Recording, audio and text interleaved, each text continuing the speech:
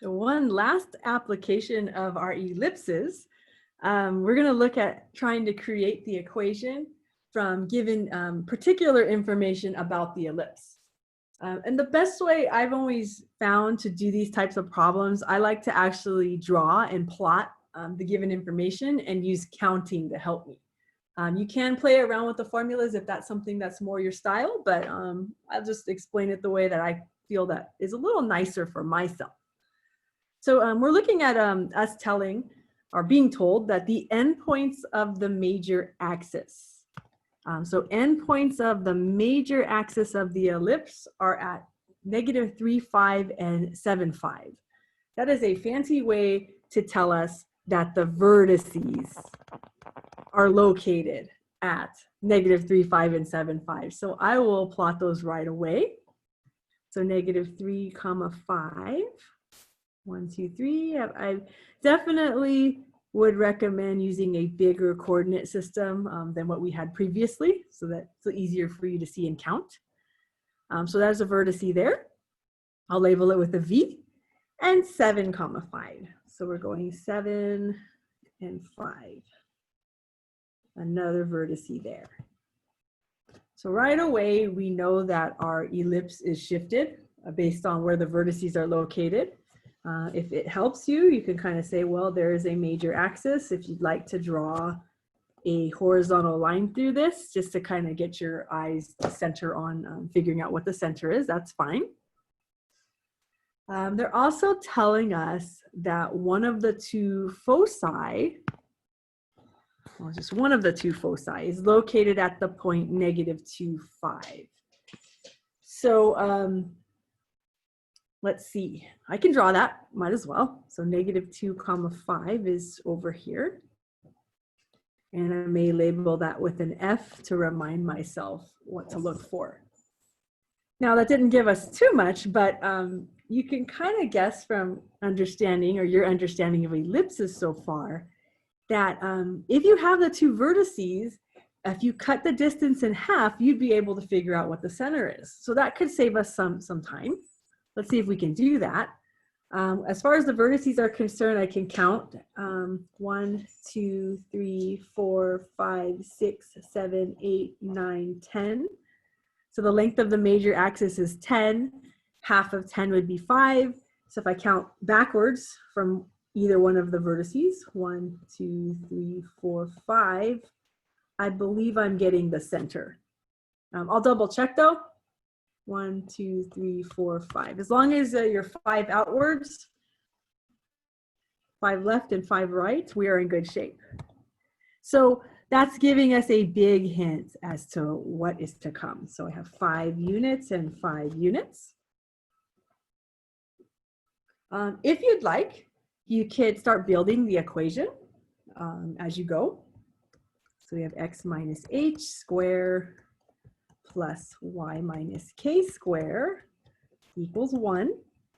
And if you're trying to decide, was it supposed to be a horizontal ellipse or a vertical ellipse, just by knowing what axis that the vertices and foci are all located on, you notice that it's a horizontal line. It's parallel to the x-axis. We actually have ourselves a horizontal ellipse.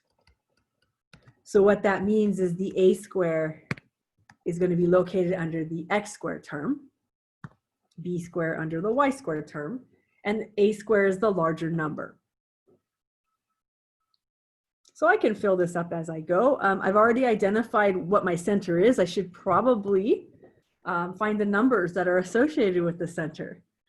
So this kind of helps with just notating for yourself. Write yourself some notes along the way. The center, if you're counting from the origin, is 2. And 1, 2, 3, 4, 5, 2, 5. So that's going to help us out with our x minus h and our y minus k. We could fill it in if you'd like. Okay, so if it's 2, 5, it would be x minus 2 and y minus 5. And we'll try to fill in who's a. We do know that the distance from the center to a vertice is what a would be.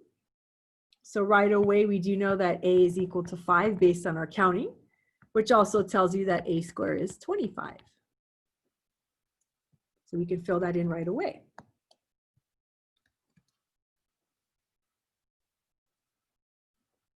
Now, if we have b, we can graph the ellipse, but we don't quite have that yet.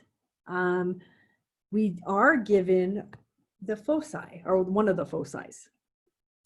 So what I'd like to do is count what is the distance from the center to that focus point. So I'll kind of highlight that in pink for you. And if we are counting that, we have 1, 2, 3, 4. That tells us that C is equal to 4. So that's kind of the relationship between C and the focus points. It's the distance from the center to wherever that point would be. But if you do have A and C, you can use the relationship. So we're going to use the relationship between A, B, and C. Remember, in ellipses, the C is found by taking the square root of A squared minus B squared. And so we already know who A squared is. It is 25. We figured out that C was 4. And we have ourselves a mini radical equation so we can figure out what B squared would be. So if we want to solve this equation, first thing to do, we're going to square both sides. That'll be 4 squared, which will be 16. If you square the square root, you end up getting the 25 minus B squared.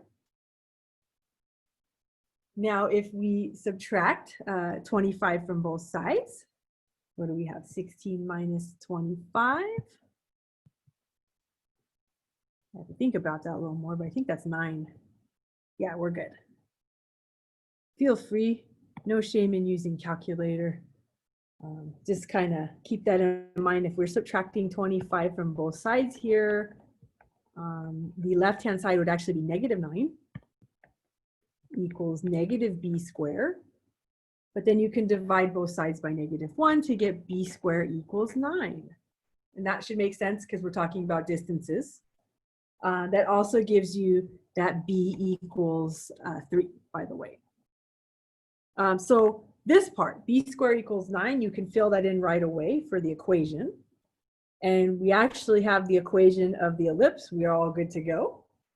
But you have to graph the ellipse, or if you have to graph the ellipse, this is where you would use the B equals 3. So you would count 3 units from the center up and down.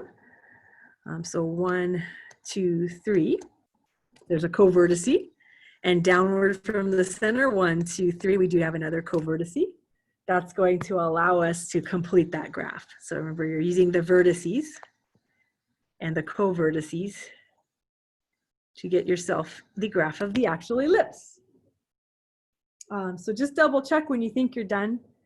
You have the equation of the ellipse. Remember that the h, k, a squared, b squared are filled in. Don't forget that equals 1 part. That's important as well. And double check that we have the graph of the ellipse. Check. So we're pretty good on this example.